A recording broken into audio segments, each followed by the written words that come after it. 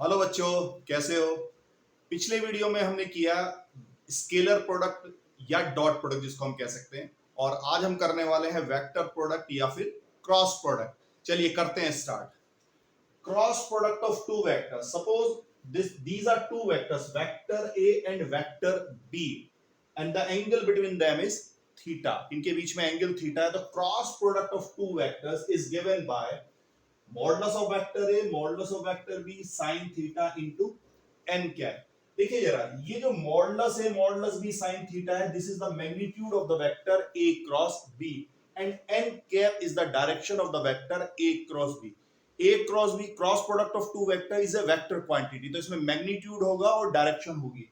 तो ये तो हुआ magnitude, modulus A modulus B sine theta, और N cap is its direction. तो इसकी जो डायरेक्शन है दैट विल बी, ये हमने डायरेक्शन शो की है। एक्चुअली ये डायरेक्शन है perpendicular to both the vectors vector A and vector B. A cross B जो वेक्टर होता है वो परपेंडिकुलर है वेक्टर ए और वेक्टर बी दोनों के परपेंडिकुलर है। तो ये जो एन वेक्टर शो किया गया है, this is an vector perpendicular to both the vectors vector A and vector B. अब देखिए जरा, अगर हम ए से बी की तरफ जाते हैं, ए क्रॉस बी, अगर ए से बी की तरफ जाते हैं एंटी क्लॉकवाइज डायरेक्शन में, तो ये वेक्टर अपवर्ड डायरेक्शन में होगा।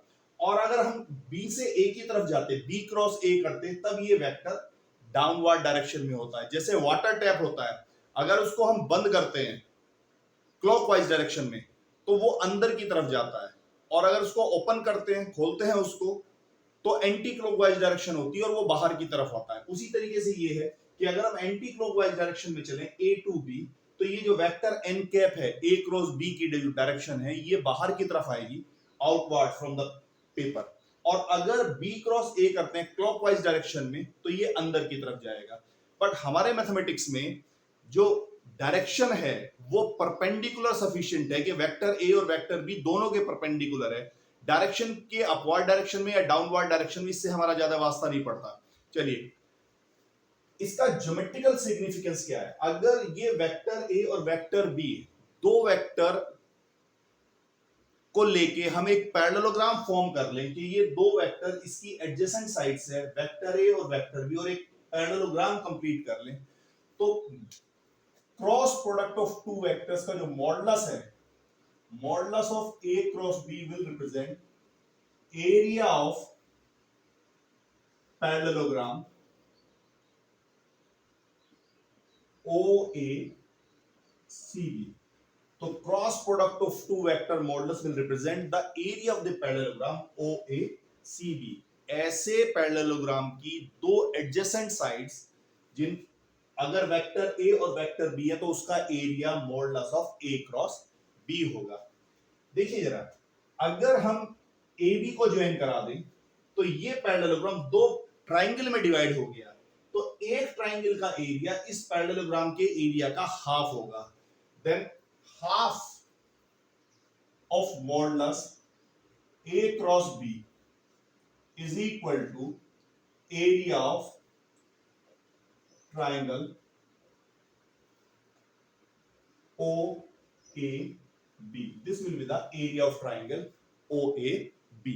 नाउ अगर वेक्टर d1 और वेक्टर d2 इस पैरेललोग्राम के दो डायगोनल्स हैं, तो अगर vector d1 is the diagonal of the parallelogram whose two adjacent sides are vector a and vector b, then vector d1 is equal to vector a plus vector b, and vector d2 is equal to vector a minus vector b।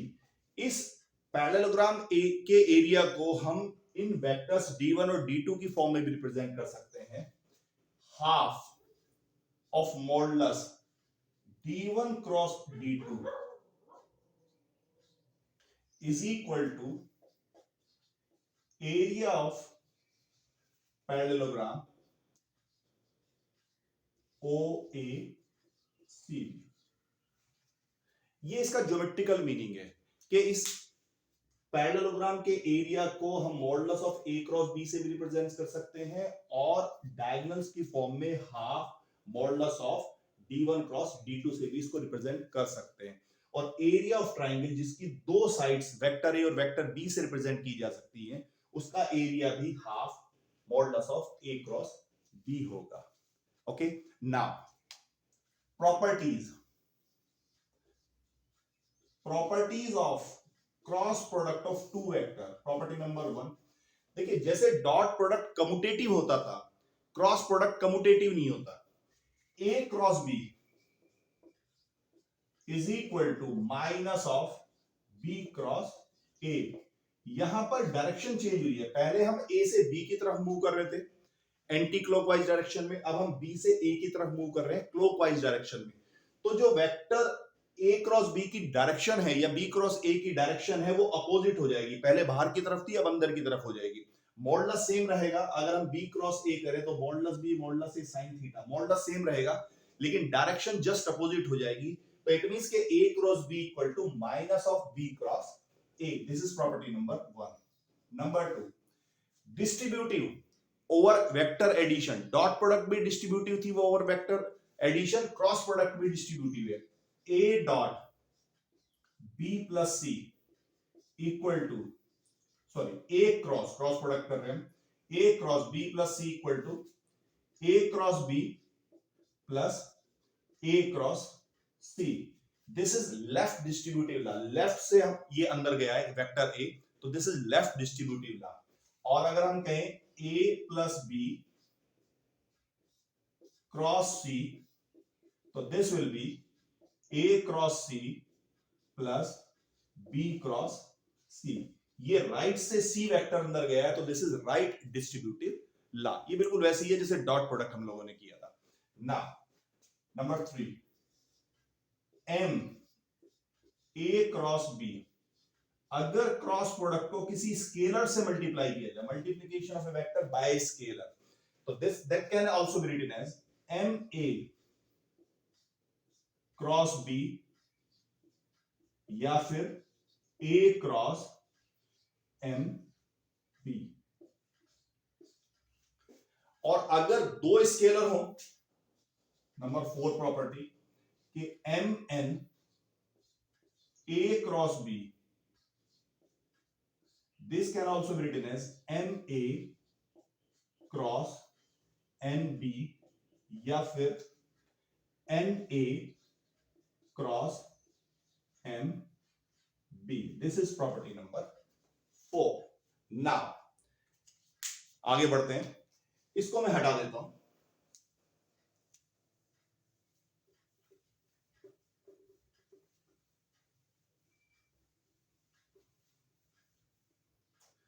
Property number 5, property number 5 is if a and b are two non-zero vectors,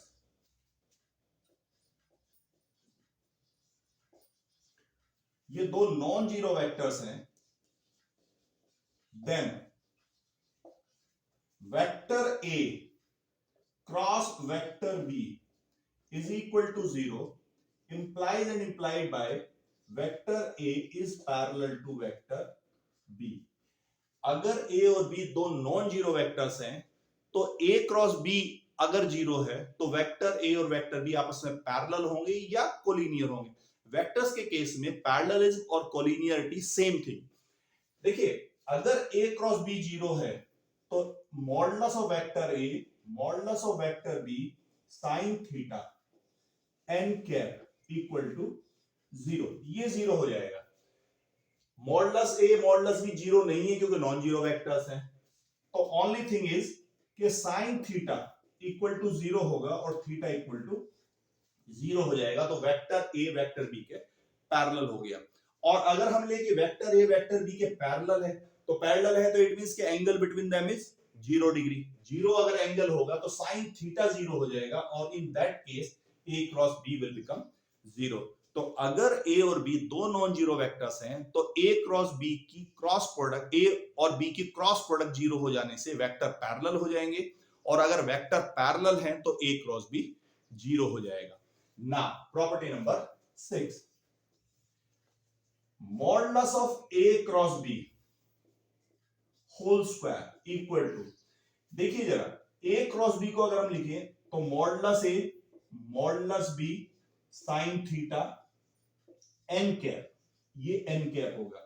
और अगर हम इसका ले लें modulus, तो ये modulus of N cap is the unit vector in the direction of A cross B. तो modulus of N cap is 1, ये 1 हो जाएगा। और हमने किया है स्क्वायर, तो this will be this square this square this square and this square. तो modulus of N cap square, ये तो 1 हो गया। और इसको हम लिख सकते हैं modulus of A square modulus of B square 1 minus cos square theta, this can also be written in this way. हमने sin स्क्वायर थीटा को cos स्क्वायर थीटा की फॉर्म में कन्वर्ट कर लिया।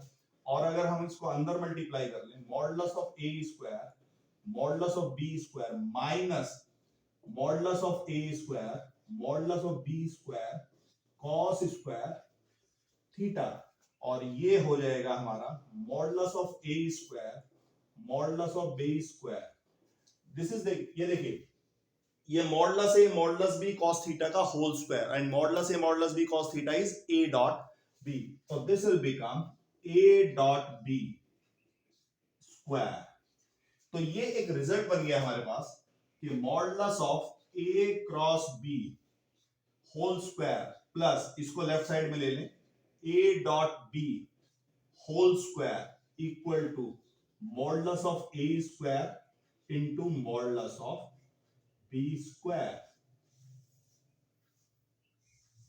ये एक हमारे पास रिजल्ट बन गया, modulus of a cross b whole square plus modulus a dot b whole square equal to modulus of a square into modulus of b square.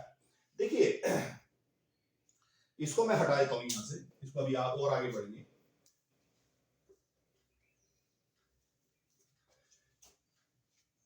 ये है modulus of a cross b whole square, modulus of a cross b whole square equal to modulus of a square can be written as a dot a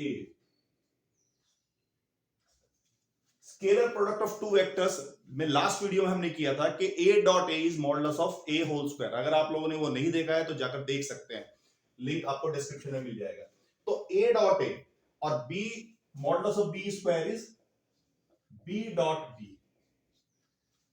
a dot minus a dot b whole square minus a dot b whole square and that can also be written as, इसको हम determinant की form में लिख सकते हैं a dot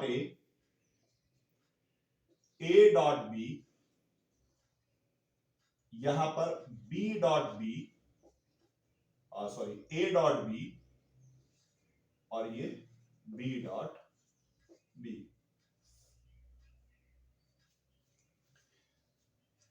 modulus of a cross b whole square equal to determinant a dot b, second row में a dot b dot b। This is called Lagrange's identity.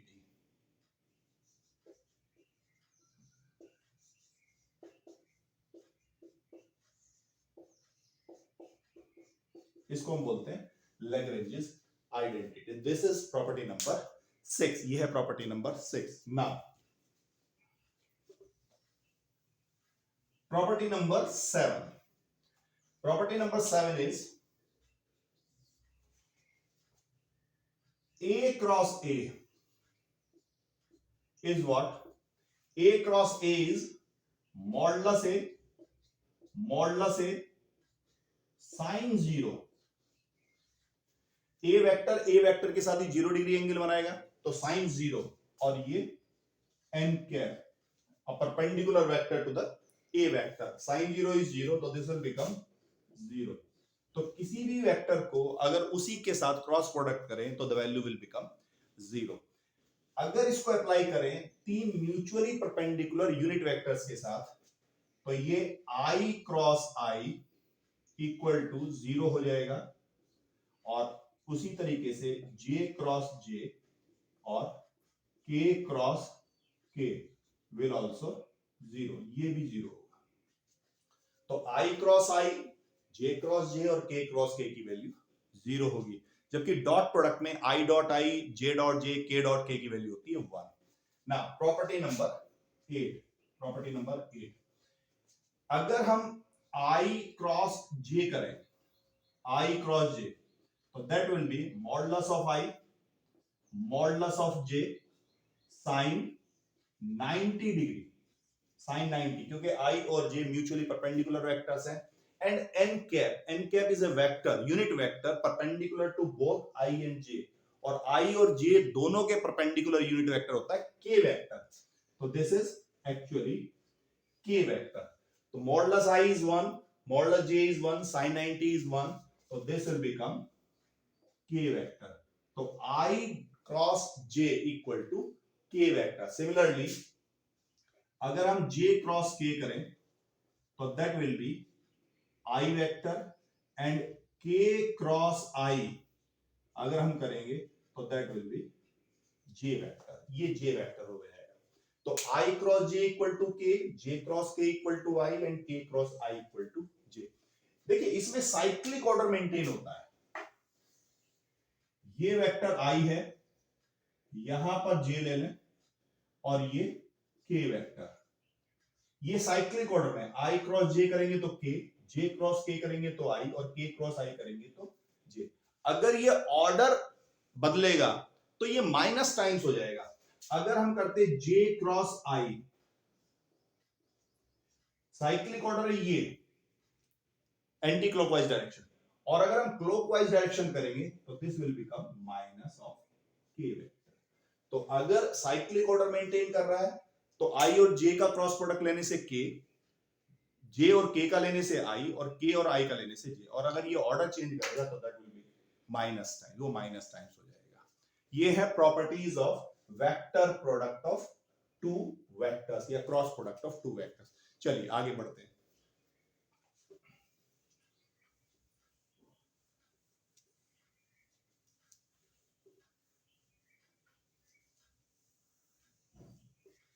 Now vector product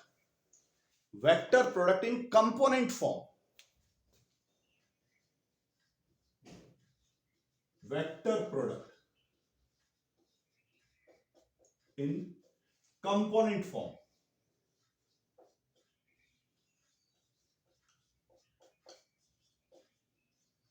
component form में अगर हम vector को लेना चाहते हैं, vector product को, तो vector A is A1I plus A2J plus A3K, and vector B is B1I plus B2J plus B3K।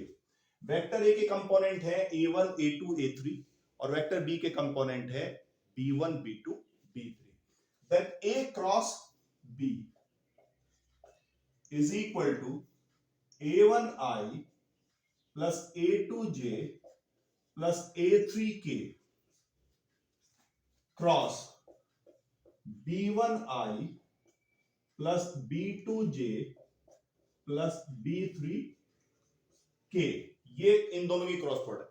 अब इसमें हम डिस्ट्रीब्यूटिविटी अप्लाई करेंगे, कैसे कि ये एक वेक्टर है और ये तीन वेक्टर है, ठीक है, तो ये लेफ्ट डिस्ट्रीब्यूटिविटी अप्लाई करेंगे, ये लेफ्ट से अंदर जाएगा, तो this will become A1I plus A2J plus A3K cross B1I plus A1I plus A2J plus A3K cross B2J, and third one is A1I plus A2J plus A3K cross B3K।